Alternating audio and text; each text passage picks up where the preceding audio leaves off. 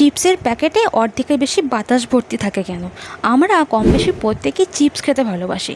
Packet দেখলে মনে হয় যে ভিতরে অনেক চিপস আছে, কিন্তু যখন খোলা হয় তখন দেখি যে অর্ধেক প্যাকেটই বাতাস দ্বারা পূর্ণ থাকে।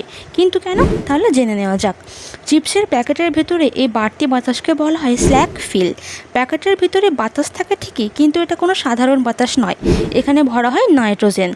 অক্সিজেনের প্রভাবে চিপস নষ্ট হয়ে যায়। এছাড়া তেলেও দুর্গন্ধ দেখা যেতে পারে। সেই সাথে বাতাসের আর্দ্রতা চিপসকে নরম করে দেয়, ফলে ওই চিপস খেলে আমরা কোনো মজাই পাবো না।